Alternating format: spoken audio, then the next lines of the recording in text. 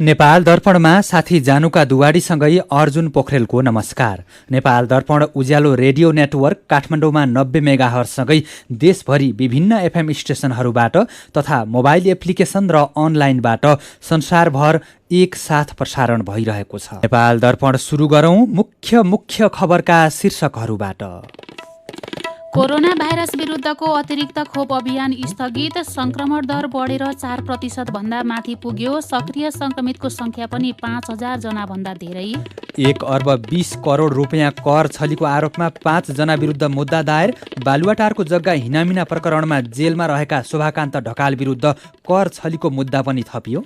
भोलिदेखि शनिबारसम्म देशका धेरै ठाउँमा वर्षा र हिमपात हुने, यात्रा गर्दा सतर्कता अपनाउन आग्रह। अमेरिकामा एकै दिन अहिलेसम्मकै धेरै 10 लाख जना भन्दा धेरैमा कोरोना संक्रमित बढेपछि भारतको एम्स अस्पतालका डाक्टर र कर्मचारीको हिउँदे बिदा रद्द। र अहिलेसम्मका सबै विवाद बिर्सेर अब देशको लागि खेल्ने क्रिकेटर ज्ञानेन्द्र मल्लको प्रतिबद्धता। सुदूरपश्चिममा स्तरीय क्रिकेट मैदान नहुँदा निकै समस्या भएको खेलाडीको गुनासो। गर्नु पर्यो सरकारले यो ग्राउन्डलाई अब योभन्दा पनि राम्रो ठुलो ग्राउन्ड बनाउनु पर्यो। अब हामीले जहिले नि अब कहिले नमई कहिले अब त्यस्तो ठाउँमा गएर खेल्नुपर्छ। ज्यालो रेडियो नेटवर्कबाट प्रसारण भइरहेको नेपाल दर्पणमा अब सुनौ पूरा खबर। कोरोना भाइरस विरुद्धको अतिरिक्त खोप अभियान स्थगित भएको छ। प्राविधिक लगायतका विभिन्न कारणले खोप अभियान स्थगित गर्नु परेको स्वास्थ्य तथा जनसङ्ख्या मन्त्रालयका सहप्रवक्ता डाक्टर समीर कुमार अधिकारीले उज्यालोलाई जानकारी दिनुभयो। आजैदेखि खोप लगाउन सुरु गर्ने भनेर हिजो नै देशभरि पत्राचार गरिएकोमा कतिपय पालिकाले लगाउन सुरु समेत गरिसकेका थिए। तर दिनभर आएको प्रतिक्रिया अनुसार कतिपय ठाउँमा एक मात्रासम्म नपाइएको अवस्थामा अतिरिक्त मात्रा लगाउँदा नमिलेको जस्तो भएर माघसम्मको लागि अभियान स्थगित गरिएको उहाँले बताउनुभयो। माघपछि कसरी लगाउने र के गर्ने भनेर फेरि छलफल गरेर मात्रै निर्णय लिइने सहप्रवक्ता अधिकारीको भनाइ छ। अतिरिक्त मात्रा खोप अभियान रोकिए पनि कोरोनाको अरू नियमित खोप अभियान भने सञ्चालन भइरहने उहाँले बताउनुभयो। अतिरिक्त मात्रा खोप मध्यम तथा गम्भीर रूपमा रोग प्रतिरोधात्मक क्षमता कम भएका व्यक्ति, सक्रिय क्यान्सर पीडित, अङ्ग प्रत्यारोपण गरेका बिरामी, एचआईभी भएका बिरामी र उपचारको क्रममा रोग प्रतिरोधात्मक क्षमता कम गराउने औषधि प्रयोग गरिरहेका बिरामीले पाउने भनिएको थियो। यसैबीच कोरोना विरुद्धको फाइजर खोपका लागि प्रयोग हुने 6.5 लाख भन्दा धेरै सिरिन्ज नेपाल आइपुगेको छ। कतार एयरलाइन्सको नियमित उडान मार्फत आज 6,66,000 थान सिरिन्ज नेपाल आइपुगेको स्वास्थ्य सेवा विभागले जनाएको छ। फाइजर खोपमा प्रयोग हुने 0.3 ml को सिरिन्ज काठमाडौँ आइपुगेको स्वास्थ्य सेवा विभागको व्यवस्थापन महाशाखाका प्रमुख सुरेन्द्र चौरासियाले जानकारी दिनुभयो। सिरिन्ज अभावकै कारण काठमाडौँ उपत्यका सहित 8 जिल्लाका बालबालिकालाई 13 पुसदेखि दिने भनिएको खोप अभियान प्रभावित भएको थियो। फाइजर खोपमा प्रयोग हुने सिरिन्ज आइपुगे पनि काठमाडौँ उपत्यकाका 3 जिल्लाका बालबालिकालाई मात्रै खोप दिइने भएको छ। थप फाइजर खोप आउने सुनिश्चित नभएका कारण काठमाडौँ, भक्तपुर र ललितपुरका 12 देखि 17 वर्षसम्मका बालबालिकालाई मात्रै यो खोप दिइने उहाँले बताउनुभयो। 2-3 दिन भित्रैमा यी 3 जिल्लाका बालबालिकाका लागि फाइजर खोप दिइने उहाँले बताउनुभयो। यसअघि स्वास्थ्य मन्त्रालयले काठमाडौँ उपत्यकाका 3 जिल्लासहित काभ्रे, चितवन, सिन्धुली, डडेलधुरा र सुर्खेतका बालबालिकालाई पुस 13 गतेदेखि नै फाइजर खोप दिने निर्णय गरेको थियो। यसैबीच नेपालमा कोरोना संक्रमण दर फेरि बढेको छ। पछिल्लो 24 घण्टामा 9,329 जनाको नमुना परीक्षण गर्दा 393 जनामा संक्रमण पुष्टि भएको छ। 24 घण्टामा परीक्षण गरिएका मध्ये 4.21% संक्रमण पुष्टि भएको हो। पछिल्ला केही हप्ता यता संक्रमण दर 2% को हाराहारीमै रहेको बेला फेरि बढ्न थालेको हो। यस्तै सक्रिय संक्रमितको संख्या पनि फेरि बढेर 5,000 जना नागेको छ। कोरोनाको दोस्रो लहर सुरु भए यता पहिलो पटक यही पुसको 10 गते सक्रिय संक्रमितको संख्या 5,000 जना भन्दा तल झरेको थियो। तर आज सक्रिय संक्रमितको संख्या बढेर 5,094 जना पुगेको छ। पछिल्लो 24 घण्टामा थप 263 जना सहित अहिलेसम्म निको हुनेको संख्या 8,12,937 जना पुगेको छ। यस्तै थप 3 जना सहित ज्यान गुमाउनेहरूको संख्या 11,601 जना पुगेको छ। यसैबीच पछिल्लो 24 घण्टामा थप 3,16,000 जनाले कोरोना विरुद्धको खोप लगाएका छन्। थप 3,16,000 जना सहित अहिलेसम्म 1,07,10,700 जनाले पूर्ण मात्रा खोप लगाएका छन्। यस्तै 1,45,64,533 जनाले कम्तीमा 1 मात्रा खोप लगाएका स्वास्थ्य तथा जनसङ्ख्या मन्त्रालयले जनाएको छ। राजस्व अनुसन्धान विभागले 1 अर्ब 20 करोड रुपियाँ कर छलीको आरोपमा 5 जना विरुद्ध विशेष अदालत पाटनमा मुद्दा दायर गरेको छ। काठमाडौँको नागार्जुन नगरपालिका वडा नम्बर 1 नर्सरी चोकको आनसान इन्टरनेसनल कम्पनीका 4 जना सञ्चालकहरू सोदाकान्त ढकाल, सरोज ढकाल, उमाकुमारी ढकाल र सान्टु ढकाल तथा लेखा परीक्षण गर्ने फर्म राजेश्वर एन्ड कम्पनीका प्रमुख राजेश्वर श्रेष्ठ विरुद्ध विभागले कर छलीको मुद्दा दर्ता गरेको हो। शोभाकान्त ढकाल विरुद्ध बालुवाटारको ललिता निवास जग्गा हिनामिना प्रकरणका मुख्य योजनाकारका रूपमा मुद्दा चलेको छ। विशेष अदालतको आदेशमा उनी दिल्ली बजार कारागारमा छन्। आज पक्राउ पर्ने 4 जना ढकालकै पारिवारिक सदस्य हुन्। उनीहरूले नक्कली र झुटा भ्याट बिल र अन्य वित्तीय विवरण तयार गरेर तिर्नुपर्ने कर नतिरेको राजस्व अनुसन्धान विभागले जनाएको छ। उनीहरूले भ्याटतर्फ 42 करोड 26 लाख रुपैयाँ, आयकरतर्फ 68 करोड 48 लाख रुपैयाँ र लाभांशतर्फ 9 करोड 74 लाख रुपैयाँ गरी 1 अर्ब 20 करोड 49 लाख रुपैयाँ कर छलेको देखिएको विभागको दाबी छ। 1 अर्ब 20 करोड 49 लाख रुपैयाँको दोब्बर हुन आउने 2 अर्ब 40 करोड 98 लाख रुपैयाँ बिगो माग दाबी गरेर मुद्दा दायर गरिएको विभागले जनाएको छ। राष्ट्रिय सभा सदस्य पदको लागि 9 वटा राजनीतिक दलका 43 जनाको उम्मेदवारी परेको छ। आउँदो माघ 12 गते हुने चुनावको लागि 43 जना उम्मेदवारले मनोनयन पत्र दर्ता गराएका निर्वाचन आयोगका प्रवक्ता शालिग्राम शर्माले जानकारी दिनुभयो। राष्ट्रिय सभामा रिक्त रहेका 19 पदका लागि चुनाव हुन लागेको हो। आयोगले यही पुस 25 गते उम्मेदवारहरूलाई निर्वाचन चिन्ह प्रदान गर्नेछ। आउने फागुन 20 गते नेकपा एमालेका 8 जना, नेकपा एकीकृत समाजवादी पार्टीका 4 जना, नेकपा माओवादी केन्द्रका 4 जना र नेपाली कांग्रेसका 3 जना राष्ट्रिय सभा सदस्यको पदावधि सकिँदैछ। सदस्यको पदावधि समाप्त हुन 35 दिन अघि नै चुनाव गर्नुपर्ने प्रावधान रहेको छ। 59 सदस्यीय राष्ट्रिय सभाका 1/3 सदस्यको हरेक 2 वर्षमा पदावधि समाप्त हुने संवैधानिक व्यवस्था छ। चुनावको लागि प्रदेशसभा सदस्य र पालिकाका प्रमुख र उपप्रमुख गरी 2025 जना मतदाता रहेका छन्। चुनावमा प्रदेशसभा सदस्यको मतभार 48 तथा पालिकाका प्रमुख र उपप्रमुखको मतभार 18 हुनेछ। प्रधानमन्त्री शेरबहादुर देउवाले धरानमा रहेको बीपी कोइराला स्वास्थ्य विज्ञान प्रतिष्ठानमा भएको समस्याको चाँडै निकास निकाल्ने बताउनु भएको छ। आज धरान शहर 121औं वर्ष पुगेको अवसरमा धरान उपमहानगरपालिकाले आयोजना गरेको धरान दिवस कार्यक्रमलाई सम्बोधन गर्दै प्रधानमन्त्री देउवाले प्रतिष्ठानमा भएको समस्याबारे सरकारले अध्ययन गरिरहेको र चाँडै निकास निकाल्ने बताउनु भएको हो। उहाँले धरानलाई शिक्षा र स्वास्थ्यको हब बनाइने समेत बताउनु भएको छ। प्रधानमन्त्री देउवाले शिक्षा, स्वास्थ्य तथा धार्मिक क्षेत्रमा धरान को आफ्नै पहिचान भएको बताउनुभयो। कार्यक्रमको अवसरमा प्रधानमन्त्री देउवाले सुनसरीको धरान 6 मा भेन्टर वेब टु इनर्जी कम्पनीको झण्डै 26 करोड रुपैयाँको लागतमा निर्माण हुन लागेको फोहोर व्यवस्थापन केन्द्रको उद्घाटन समेत गर्नुभएको छ। कम्पनीले निर्माण गर्न लागेको फोहोर व्यवस्थापन केन्द्रबाट धरान उपमहानगरपालिकामा हुने फोहोरलाई प्रशोधन गरेर ग्यास उत्पादन गर्ने र उत्पादित ग्यास उपभोक्तालाई बिक्री वितरण गर्ने तयारी रहेको छ। सीधा कुरा प्रष्ट विचार यो हो उज्यालो रेडियो नेटवर्क काठमाडौँमा 90 मेगाहर्ज, नेपाल दर्पणमा मेरो पनि भन्नु छ सँगै खबरको सिलसिला बाँकी नै छ, सुन्दै गर्नुहोला। तपाईँ अहिले रेडियो, मोबाइल एप्लिकेसन र अनलाइनबाट प्रसारण भइरहेको उज्यालो रेडियो नेटवर्कको नेपाल दर्पण सुन्दै हुनुहुन्छ। यतिन्जेल हामीले कोरोना भाइरस विरुद्धको अतिरिक्त खोप अभियान स्थगित, संक्रमण दर बढेर 4% भन्दा माथि पुग्यो, 1 अर्ब 20 करोड रुपैयाँ कर छलीको आरोपमा 5 जना विरुद्ध मुद्दा दायर लगायतका खबर प्रस्तुत गरौँ। अब बाँकी खबर। भोलिदेखि शनिबारसम्म देशका धेरै ठाउँमा वर्षा र हिमपात हुने भएकाले सतर्कता अपनाउन मौसम पूर्वानुमान महाशाखाले आग्रह गरेको छ। आज रातिदेखि नेपालमा फेरि नयाँ मौसमी प्रणाली भित्रने र यसको प्रभाव भोलिदेखि शनिबारसम्म रहने मौसम पूर्वानुमान महाशाखाले जनाएको हो। महाशाखाले विशेष बुलेटिन जारी गर्दै यो पश्चिमी न्यूनचापीय प्रणालीका कारण चिसो बढ्ने र हवाई क्षेत्र, पर्वतारोहण, कृषि, यातायात लगायत दैनिक जनजीविकामा समेत असर गर्न सक्ने भएकाले सतर्कता अपनाउन आग्रह गरेको छ। सुदूरपश्चिम क्षेत्रमा अहिले यसको सामान्य असर देखिसकेको मौसमविद मन्जु बासीले जानकारी दिनुभयो। सुदूरपश्चिममा भोलिदेखि पानी पर्न थाल्ने उहाँले बताउनुभयो। आइतबारदेखि भने यो प्रणाली कमजोर हुने र मौसममा क्रमिक सुधार हुने महाशाखाले जनाएको छ। यो प्रणालीको असर सुदूरपश्चिममा बढी र प्रदेश 1 र 2 मा कम पर्ने सम्भावना छ। सामान्य प्रभाव भने देशभरि नै पर्नेछ। विशेष गरी सुदूरपश्चिम, कर्णाली, लुम्बिनी र गण्डकी प्रदेशमा बढी प्रभाव देखिनेछ। यी प्रदेशमा उच्च पहाडी तथा हिमाली भूभागहरूका धेरै ठाउँहरूमा हल्कादेखि मध्यम हिमपातको सम्भावना छ। काठमाडौँ उपत्यकामा आज र भोलि कम तथा बिहिबार, शुक्रबार र शनिबार बढी प्रभाव पर्ने सम्भावना रहेको मौसम पूर्वानुमान महाशाखाले जनाएको छ।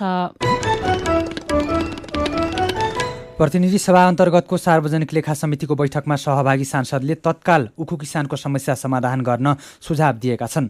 बैठकमा सांसद राजेन्द्र कुमार केसीले किसानले फेरि आन्दोलन गर्नु नपर्ने गरी सरकारले समस्या समाधान गर्न ढिलाइ गर्न नहुने बताउनुभयो। अर्का सांसद धर्मशिला चापागाईले समितिले पटक पटक उखु किसानको भुक्तानी गर्न दिएको निर्देशन सरकारले बेवास्ता गरेको भन्दै आपत्ति जनाउनुभयो। अर्का सांसद अमनलाल मोदीले सरकारले तत्काल उखु किसानको बक्यौता रकम भुक्तानी नगरे माइतीघर मण्डलामा आमरण अनसन बस्ने चेतावनी दिनुभयो। सांसदले उठाएका प्रश्नको जवाफ दिँदै उद्योग वाणिज्य तथा आपूर्ति मन्त्रालयका सचिव दिनेश भट्टराईले सरकारले उखु किसानहरूको भुक्तानीका लागि प्रयास गरिरहेको बताउनुभयो। उखु किसानहरूको झण्डै 1 अर्ब 70 करोड रुपियाँ भुक्तानी हुनुपर्नेमा अब 8 करोड रुपियाँ मात्रै बाँकी रहेको उहाँले जानकारी दिनुभयो।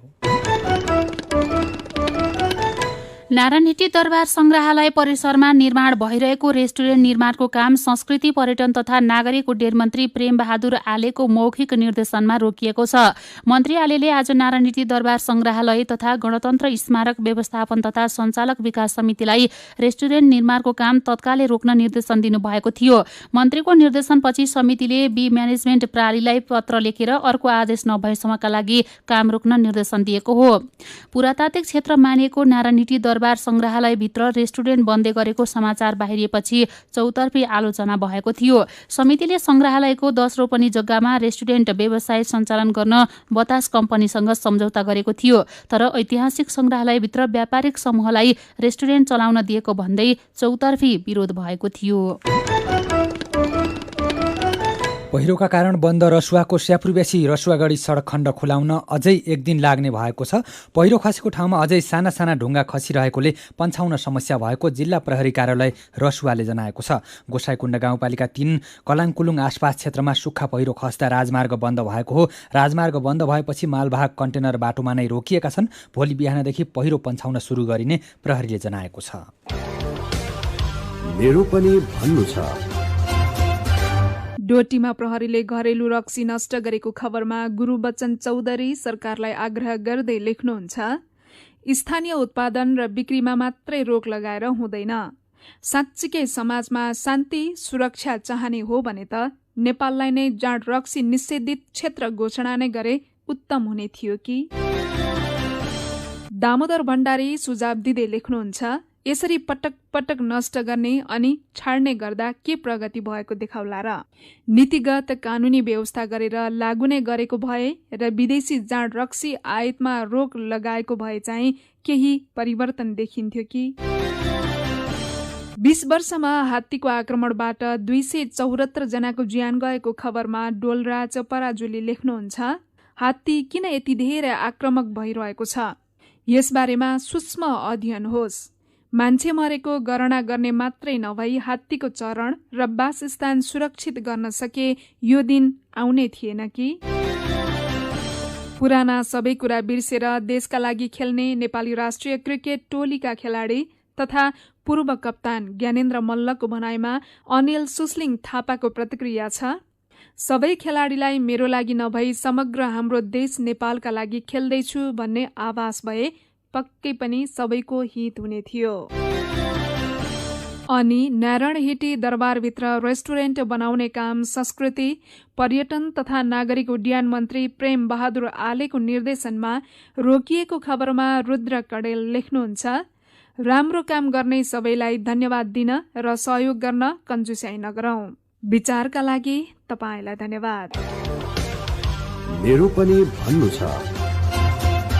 मेरो पनि भन्नु छ प्रस्तुत गर्दै हुनुहुन्थ्यो साथी सुजता सुनुवार। नेपाल दर्पणमा सुदूरपश्चिममा खेल मैदान नहुँदाको समस्याबारेको रिपोर्टसँगै खबरको सिलसिला बाँकी नै छ, सुन्दै गर्नुहोला। विभिन्न रेडियो स्टेशनबाट मेचीदेखि महाकालीसम्म र मोबाइल एप्लिकेसन तथा अनलाइनबाट संसारभरि एकसाथ प्रसारण भइरहेको नेपाल दर्पणमा तपाईलाई फेरि स्वागत छ। अब बाँकी खबर। शेयर बजार परिसूचक नेप्से लगातार तेस्रो दिन पनि बढेको छ। नेप्से आज 63.01 अङ्कले बढेर 2679.95 बिन्दुमा पुगेको छ। उत्पादन र अन्य समूह बाहेक सबै समूहको शेयर बढेको छ। 91,10,000 किता शेयर 4 अर्ब 32 करोड रुपियाँमा कारोबार भएका गरेका छन्। आज श्री इन्भेस्टमेन्ट फाइनान्स, सप्तकोशी विकास बैंक र मध्य भोटेकोशी जलविद्युत कम्पनीको सेयर 10% बढेको छ। रुकुम पूर्वमा सँगै गाई चराउन जङ्गलमा गएका एक बालकको ज्यान गएको छ। 2 जना साथीहरू एक आपसमा झगडा हुँदा भूमे गाउँपालिका वडा नम्बर 1 लुकुमका 8 वर्षका बालकको भिरबाट लडेर ज्यान गएको प्रहरीले जनाएको छ। जिल्ला प्रहरी कार्यालय रुकुम पूर्वका प्रमुख प्रहरी नायब उपरीक्षक गणेश बहादुर श्रेष्ठका अनुसार गाई चराउन गएका 9 वर्षका एक साथीसँग झगडा हुँदा 8 वर्षका बालकलाई उनले कुटपिट गरेर भिलबाट धकेलेका थिए।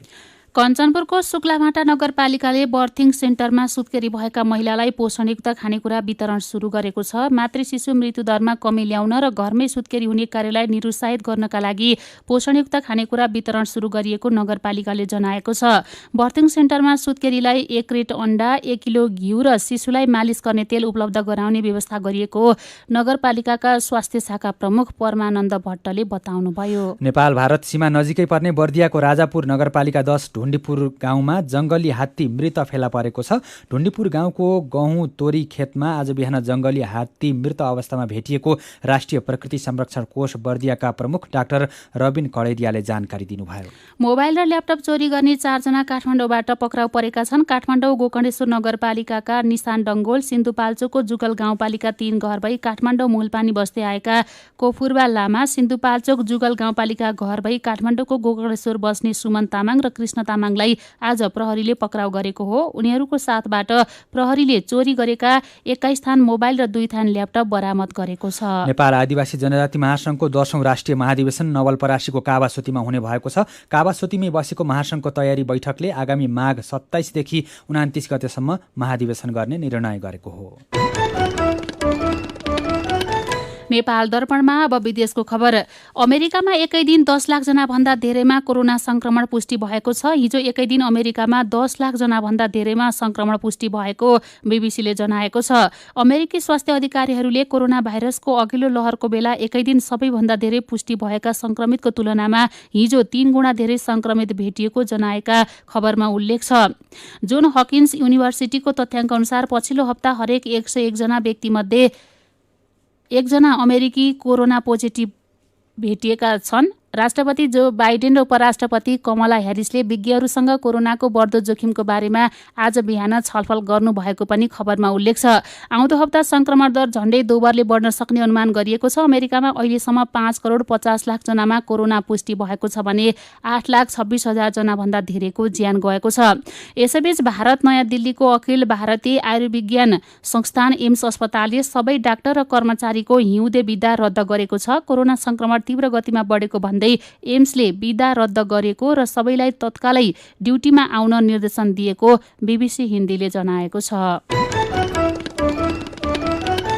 नेपाल दर्पणमा अब केही खेल खबर। नेपाली राष्ट्रिय क्रिकेट टोलीका खेलाडी तथा पूर्व कप्तान ज्ञानेन्द्र मल्लले अब पुराना सबै कुरा बिर्सेर देशको लागि खेल्ने बताएका छन्। बन्द प्रशिक्षणको लागि त्रिवी क्रिकेट मैदान कीर्तिपुर पुगेका मल्लले विगतमा जे जस्तो भए पनि अब विश्वकपमा छनौट हुने लक्ष्य लिएर खेल्ने बताएका हुन्। उनले क्यान र क्यानका पदाधिकारीसँग आफ्नो कुनै वैमनस्यता नभएको पनि बताएका छन्। सबै कुराहरूलाई राखेर हैन अरू कुराहरू अब बाहिर आफ्नो कुराहरू इगोहरूलाई बाहिर राखेर चाहिँ नेपाल क्रिकेटको लागि भविष्यको लागि र हामी सबैको लागि भनेर जुन यो इम्पोर्टेन्ट टुर्नामेन्ट पनि आइरहेछ त्यसको लागि चाहिँ एक ठाउँमा बस्नुपर्छ र हामीले नै अगाडि बढाउनुपर्छ क्रिकेट भन्ने हिसाबले जे भयो हैन। अबको दिनमा अब हाम्रो गोल भनेको अगाडि बढ्ने नै हो। हाम्रो मेन लक्ष्य भनेको अब वर्ल्ड कप खेल्ने हो। ठिक छ, जे पनि हुन्छ राम्रोको लागि हुन्छ हैन। यसले गर्दाखेरि मेबी अब अझ बेटर अन्डरस्ट्यान्डिङ पनि सबैमा आयो होला, प्लेयरदेखि लिएर बोर्डदेखि लिएर एउटा बन्डिङ पनि जुन बिचमा कम्युनिकेसन ग्याप्सहरू पनि धेरै भएको जस्तो लाग्छ मलाई। हाम्रो मेन लक्ष्य भनेको अब वर्ल्ड कप खेल्ने हो। सो गेममा फोकस हुनुपर्छ जस्तो लाग्छ। आफूहरूले कुनै व्यक्ति र संस्थाको विरोध नगरी आफ्ना गुनासा राख्दा विषय लम्बिएको र विवाद जस्तो देखिन पुगेको मल्लको भनाइ छ। नेपाल क्रिकेट सङ्घ क्यानले खेलाडीको वर्गीकरण र तलब भत्ता लगायतका विषयमा पहिल्यै आफूहरूको माग सुनेको भए यस्तो अवस्था नआउने मल्लले बताए। कप्तानबाट हटाउँदा अलिकति दुःख लागेको तर आफू सधैँभरि कप्तान हुनुपर्छ भन्ने मान्यतामा नरहेको मल्लको भनाइ छ। दुःख लाग्यो हैन। अब जुन यत्रो वर्ष क्रिकेटलाई दियो र बिना कारण अब यो इस्युको मुद्दा लिएर त्यसले चाहिँ अलिक गाह्रो भएको थियो हैन पर्सनल्ली हैन। किनभनेदेखि कहिले पनि बोर्डको अगेन्स्टमा जाने अथवा बोर्डलाई निचा गराउने यस्तो कहिले पनि गरेको होइन। त्यो गर्ने भइदिए हामी अब अरू पनि बाटो अप्नाउँथ्यौँ होला, जान्थ्यौँ होला, खेल्दैनथ्यौँ होला होइन। एउटा आत्मसम्मानको कुराले गर्दाखेरि चाहिँ अलि मलाई भनौँ न अलि अप्ठ्यारो परेको थियो होइन। अब हेरौँ अब मुभ अब लाइफमा भने जे पनि मुभ हुनुपर्छ। म सधैँभरिलाई क्याप्टेन हुन आएको पनि होइन होइन र हुनुपर्छ भन्ने पनि होइन होइन। म पहिला पनि खेलिरहेको थिएँ भनेदेखि अहिले पनि खेल्छु होइन। त्यो देशको लागि खेल्छु, मेरो लागि खेल्छु, परिवारको लागि खेल्छु होइन। क्रिकेटकै अर्को प्रसङ्गमा भारतसँगको दोस्रो टेस्टको पहिलो पारीमा दक्षिण अफ्रिकाले 27 रनको अग्रता बनाएको छ। पहिलो पारीमा 229 रन बनाएको दक्षिण अफ्रिकाको लागि किगन पिटरसनले 62 र टेम्बा बभुमाले 51 रन बनाए। भारतका शार्दुल ठाकुरले 7 विकेट लिए। आजै दोस्रो पारीको ब्याटिङ थालेको भारतले ताजा अवस्थामा 28 रन बनाउँदा 1 विकेट गुमाएको छ।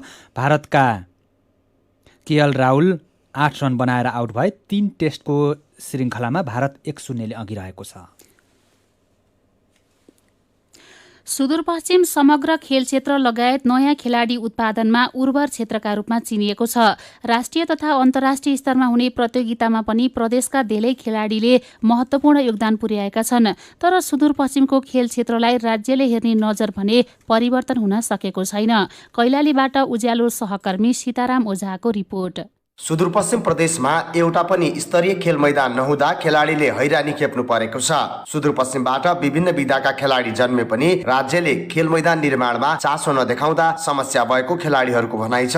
सरकारको समेत नजर परेको धनगढीको फाप्ला खेल मैदानलाई गुणस्तरीय बनाउन कसैको ध्यान जान नसकेको महिला क्रिकेट खेलाडी कविता जोशी बताउनुहुन्छ। इन्टरनेसनल ग्राउन्ड बनाउने भनेर चाहिँ त्यो बजेट आएर पनि यतिकै अब क्यान्सल हुँदाखेरि चाहिँ एकदम धेरै नराम्रो लागिरहेको थियो होइन। अब आफ्नो ठाउँमा भएपछि यस्तो हुन्छ कि आफ्नो ठाउँमा सुविधा भएको छ, आफूलाई होइन आफूलाई हामीहरूलाई प्र्याक्टिस गर्न सबै कुरा अब नलेजहरू हुन्छ नि त कस्तो हुन्छ के हुन्छ। अनि त्यो पिचको कन्डिसनहरू जति राम्रो हो आफ्नो ठाउँमा त्यस्तै होइन। सुदूरपश्चिममा विगत 2 वर्षदेखि राष्ट्रिय स्तरको प्रतियोगिता आयोजना हुन सकेको थिएन। तर एक साता अघि मात्रै फाप्ला क्रिकेट मैदानमा राष्ट्रिय स्तरको प्रधानमन्त्री कप महिला क्रिकेट प्रतियोगिता आयोजना गरिएको थियो। सो प्रतियोगिताले फाप्लामा क्रिकेट फर्काएको सन्देश पनि दिएको छ। यसै समयमा सुदूरपश्चिमलाई आवश्यक परेको स्तरीय खेल मैदान निर्माणको विषयले चर्चा पाएको छ। फाप्ला क्रिकेट मैदान निर्माणमा सरकार गम्भीर हुनुपर्ने बताउनुहुन्छ सुदूरपश्चिमको महिला क्रिकेट टोलीकी कप्तान ऋतु कनौजिया। समस्या धेरै हुन्छ, कोही अब इन्जोर्ड हुने समस्याहरू बढी हुन्छ। धेरै बहिनीहरू अब एक्सर्साइज नभएर अब इन्जोर्डको भएर धेरै अब बसिरहेछ। अब धेरैले अब यो ग्राउन्डलाई अब फेरि राम्रो गराउने भनेर मात्रै भएन कि अब गर्नु पर्यो। सरकारले यो ग्राउन्डलाई अब योभन्दा पनि राम्रो ठुलो ग्राउन्ड बनाउनु पर्यो। अब हामीले जहिले नि अब कहिले लमही कहिले अब त्यस्तो ठाउँमा गएर खेल्नुपर्छ। धनगढीको फाप्ला खेल मैदानलाई अन्तर्राष्ट्रिय स्तरको बनाउन निजी क्षेत्रबाट भने पटक पटक प्रयास भइरहेको छ। तर स्थानीय प्रदेश र संघीय सरकार भने यस विषयमा गम्भीर बन्न सकेको छैन। जग्गाको भोगाधिकारको विषय टुङ्गोमा नपुग्दा अन्य संरचना निर्माणको काम पनि ओझेलमा परेको छ। वर्षभरि नियमित रूपमा सञ्चालन हुन नसकेको मैदानलाई नियमित रूपमा प्रयोगमा ल्याउनका लागि सरकार नै आँखा चिम्लिरहेको आरोप छ सुदूरपश्चिम प्रादेशिक क्रिकेट संघका अध्यक्ष हरि रेग्मीको। एउटै क्रिकेट मैदान छ यो, यसमा पनि हामी 12 महिना क्रिकेट खेल्न सक्ने स्थिति रहँदैन। फुटबलका खेलाडीहरूले पनि यसलाई प्रयोग गर्ने गरिएको स्थिति छ। पूर्वाधारको समस्या छ, थुप्रै सुविधाहरू हामीले दिन सकेको स्थिति हुँदैन। प्रदेश सरकार स्थानीय सरकारले यसलाई चाहिँ चाँडोभन्दा चाँडो यसको जो भोकाधिकार सम्बन्धी जो विवाद छ त्यसलाई चाहिँ चाँडोभन्दा चाँडो टुङ्ग्याएर क्रिकेट संघको जिम्मा लगायो भने यसलाई हामी 12 महिना खेल्ने अवस्थामा हाम्रो चाहिँ नियन्त्रणमा राखेर 12 महिना खेल्ने अवस्थामा हामी राख्न सक्छौँ। सुदूरपश्चिममा स्तरीय खेल मैदान अभावकै कारण खेलाडीले विभिन्न समस्या भोग्नु परेको छ। नियमित अभ्यासका लागि पनि हैरानी खेप्नु परेको छ। सुदूरपश्चिमलाई फाप्ला क्रिकेट मैदान अहिलेसम्म फाप्न सकेको छैन। यद्यपि यसलाई अन्तर्राष्ट्रिय स्तरको मैदानका रूपमा विकास गर्ने नारा लागेको धेरै वर्ष भयो, तर काम कछुवाको गतिमा पनि भएको छैन। रिपोर्टसँगै उज्यालो रेडियो नेटवर्कबाट प्रसारण भइरहेको नेपाल दर्पणको समय सकिनै लागेको छ। बिदा हुनु अघि आजका मुख्य खबरका शीर्षकहरू फेरि एकपटक।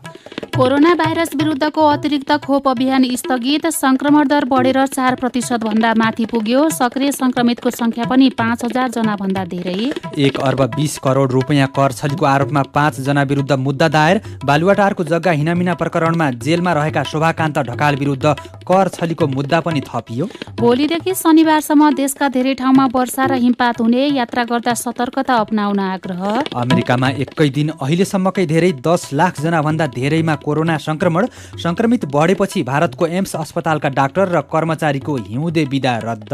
र अहिलेसम्मका सबै विवाद बिर्सेर अब देशको लागि खेल्ने क्रिकेटर ज्ञानेन्द्र मल्लको प्रतिबद्धता, सुदूरपश्चिममा स्तरीय क्रिकेट मैदान नहुँदा निकै समस्या भएको खेलाडीको गुनासो।